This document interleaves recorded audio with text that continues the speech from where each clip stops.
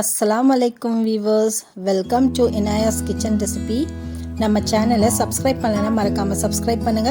அப்படியே பக்கத்துல இருக்கிற பெல் பட்டனையும் பிரஸ் பண்ணுங்க. அப்பதான் நான் டெய்லி போடுற வீடியோஸ் உங்களுக்கு வந்து சேரும்.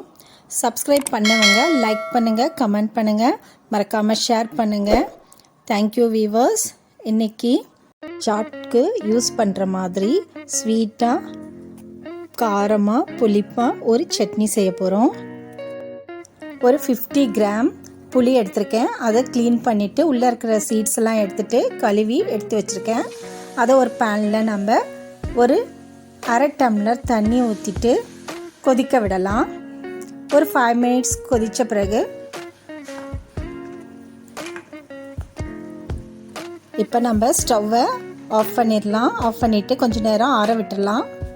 இப்போ நம்ம அதை ஆறின பிறகு மிக்ஸி ஜாரில் போட்டுட்டு நல்லா பேஸ்ட்டு போல் நம்ம அரைச்சி எடுத்துக்கலாம்.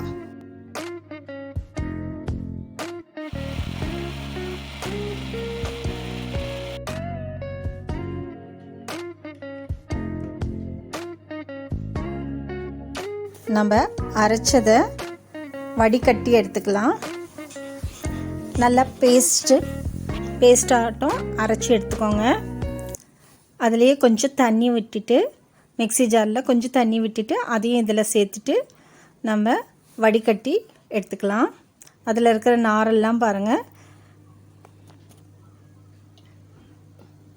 தனியாக எடுத்தாச்சு. நாரெல்லாம் இதை எடுத்துட்டு இப்போ நான் 1 டேபிள் ஸ்பூன் ஆயில் எடுத்திருக்கேன்.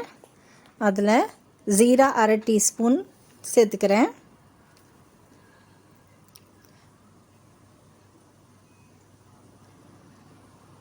கொஞ்சம் பெருங்காயத்தூள் 1 டீஸ்பூன் சேர்த்துக்கிறேன்.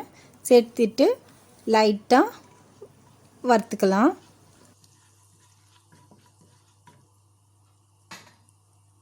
வடித்து எடுத்த புளி தண்ணியும் கொஞ்சம் அரை டம்ளர் தண்ணி எக்ஸ்ட்ரா போட்டுட்டு இதையும் நான் அதில் சேர்த்துக்கிறேன்.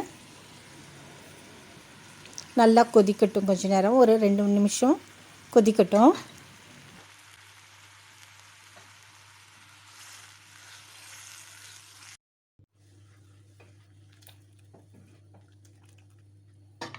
ங்க 2 நிமிஷம் ஆயிடுச்சு. நல்லா கொதிச்சிட்ருக்கு. இப்போ நம்ம 3/4 கப்பு வெல்லம் சேர்த்துக்கலாம். இது நல்லா கரையட்டும். இதோட அரை கப்பு சுகரும் சேர்த்துக்கலாம். அப்போ தான் கொஞ்சம் நல்லா டேஸ்ட்டாக இருக்கும். பாருங்கள், சுகரும் வெல்லமும் நல்லா கரைஞ்சிருச்சு. அரை டீஸ்பூன் காஷ்மீரி சில்லி யூஸ் பண்ணுறேன். உங்கள்கிட்ட காஷ்மீர் சில்லி இல்லைன்னா மிளகாய்த்தூளை யூஸ் பண்ணுங்கள். ஜீரா பவுடர் அரை டீஸ்பூன், சோம்பு பவுடர் அரை டீஸ்பூன், ஜிஞ்சர் பவுடர் அரை டீஸ்பூன், சுக்கு பவுடர் அதையும் நான் சேர்த்துக்கிறேன். அப்படி இல்லைன்னா இஞ்சி சாறு 1 டீஸ்பூன் எடுத்துகிட்டு இதில் நம்ம சேர்த்துக்கலாம். ஒரு அரை டீஸ்பூன் ரெட் சில்லி பவுடரையும் நான் சேர்த்துக்கிறேன். சால்ட்டு 1 டீஸ்பூன் சேர்த்துக்கிறேன். ஒரு 10 நிமிஷம் நல்லா கொதிக்கட்டும். பாருங்கள், நல்லா கொதிச்சிருச்சு. இப்போ நம்ம இதை ஸ்டவ் ஆஃப் பண்ணிவிட்டு கொஞ்சம் ஆற விட்டுடலாம்.